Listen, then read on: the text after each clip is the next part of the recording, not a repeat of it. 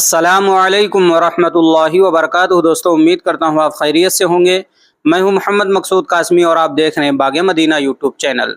جمعیت علماء ہند مختار احمد انصاری غریبوں اور مظلوموں کے مددگار کی حیثیت سے ہمیشہ جانے جائیں گے۔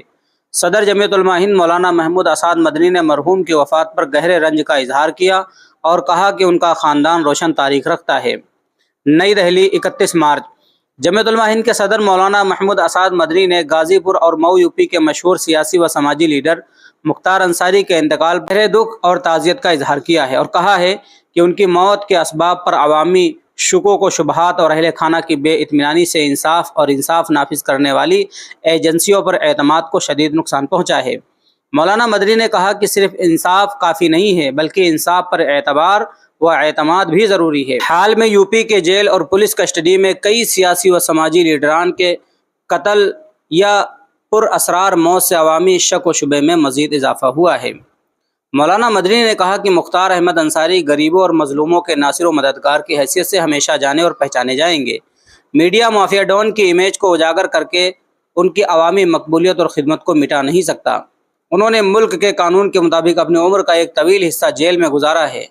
قانون کے مطابق جرم کی سزا سے کسی کو اختلاف نہیں، لیکن قانون کے برخلاف قیدی کے ساتھ ظالمانہ سلوک اور قتل ہرگز روا نہیں، اور اس کے بارے میں حکومت کو انصاف کے تقاضوں کو پورا کرنا چاہیے۔ مشکوک حالت میں ان کی موت نے بہت سارے سوالات کھڑے کر دیے ہیں، جس کی وجہ سے ان کی مقبولیت اور حمایت فطری ہے۔ مولانا مدنی نے بتایا کہ مختار احمد انصاری کا خاندان حب الوطنی اور ملک کی بے لوث خدمات سے متعارف ہے۔ ان کا شجرِ نسب مجاہد آزادی ڈاکٹر مختار احمد انصاری رحمۃ اللہ علیہ اور شہید بریگیڈیئر محمد عثمان اور سابق نائب صدر جمہوریہ ہند ڈاکٹر حامد انصاری جیسے شخصیات سے ملتا ہے۔ ان کے دادا ڈاکٹر مختار انصاری عظیم مجاہد آزادی تھے۔ وہ انڈین نیشنل کانگریس کے صدر اور جامعہ ملیہ اسلامیہ یونیورسٹی کے بانی تھے۔ ان کا حضرت شیخ الہند مولانا محمود حسن دیوبندی سے والہانہ تعلق تھا۔ وہ حضرت شیخ الہند کے عقیدت مند، نیاز مند اور تربیت یافتہ تھے۔ اسی طرح نانا شہید بریگیڈیئر محمد عثمان، جو شیر آپ نوشیرہ کے نام سے مشہور ہیں، نے اس خاک وطن کی عظمت کے لیے 1948 کی جنگ میں اپنی جان کا نذرانہ پیش کیا تھا۔ اس روایت کو مرحوم کے والد سبحان اللہ انصاری مرحوم نے بھی آگے بڑھایا۔